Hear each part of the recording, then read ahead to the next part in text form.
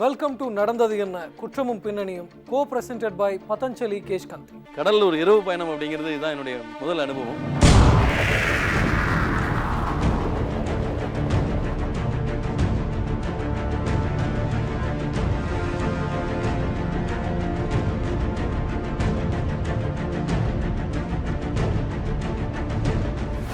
நான் ராஜநாராயணன். இப்போது இந்தியாவின் இரண்டாவது மிகப்பெரிய மாங்க்ரோவ் காடாகிய பிச்சாவரத்தில் பயணம் செய்து கொண்டிருக்கிறேன். இந்த பிரம்மாண்டமான காட்டை பற்றிய ஆய்வாளர் செல்வம் நாம் தெரிந்து கொள்ள வேண்டிய தகவல்களை கூறினார்.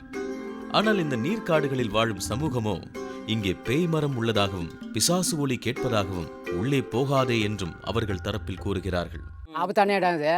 நீங்க வந்தீங்கல்ல, கொஞ்சம் சின்ன பிள்ளையா இருக்கீங்க, அதெல்லாம் தேவையில்ல, நீங்க ஊரோட போங்க. நாங்கள் இங்குள்ள மக்கள் கூறும் பேய் மரத்தை தேடி புறப்பட்டோம். அடர்ந்த காட்டுக்குள் சின்ன சின்ன மணல் திட்டுகள் உள்ளது. இங்குள்ள பழங்குடியினர் இந்த மாதிரி மணல் திட்டுகளில் இறங்கிச் செல்லும் போதுதான் தங்களுக்கு பேயின் ஒலி கேட்ட அனுபவம் ஏற்பட்டதாக கூறுகின்றனர். அந்தி சாய தொடங்கியது.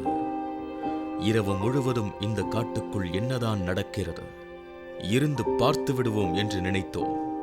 தூரத்து மணல் திட்டு ஒன்றில் போய் இறங்கினோம்.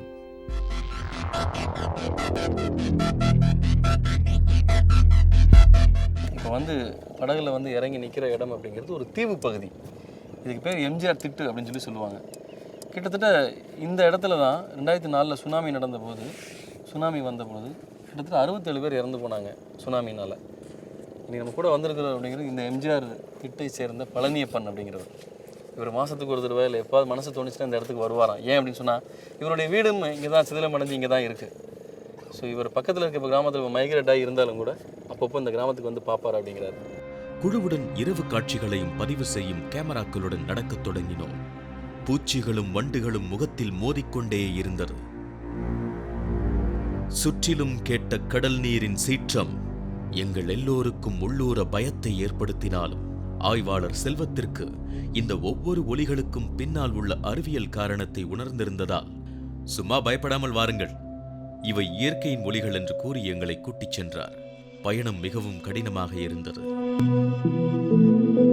அதாவது திடீர்னு ஒரு சுனாமினால ஒரு தீவு காணாமல் போயிடுச்சு அப்படின்னு சொல்லலாம். இன்னைக்கு இந்த தீவில் கிட்டத்தட்ட 170 குடும்பங்கள், ஒரு ஆவரேஜாக ஒரு 250-300 பேர் வாழ்ந்த ஒரு கிராமம் இன்னைக்கு இல்லை.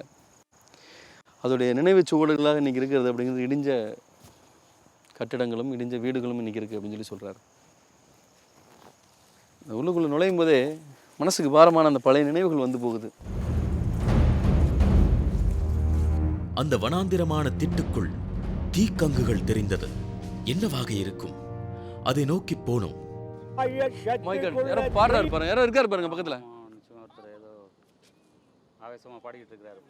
பார்க்கலாமா? ஒரு வினோதமான கிறிஸ்தவ தன்மையுடன் கூடிய பாடல் கேட்டது. அதில் கோபமும் வேண்டுதலும். என் கடல் வாரத்தில் சமத்திரை நாங்கள் இரண்டும் கூட்டத்தில் கூடி கண்டோனால் அக்கினை எரிஞ்சி கொண்டு. யாருமில்லா காட்டுக்குள் ஒருவர் வினோதமாக ஆடிக்கொண்டிருந்தார். அவரின் தோற்றம் கொஞ்சம் பயமுறுத்தியது. தரையில் அமர்ந்து கடலிடமும் கடவுளிடமும் பித்து பிடித்தவர் போல வேண்டிக் கொண்டிருந்தார். யார் மீது கோபம் இவருக்கு? என்ன வேண்டுதல் இது? ஏன் மனம் போன போக்கில் செயல்படுகிறார் இந்த தொல்குடி மனிதர்? காரணத்தை அறிந்தபோது மனம் வேதனைப்பட்டது.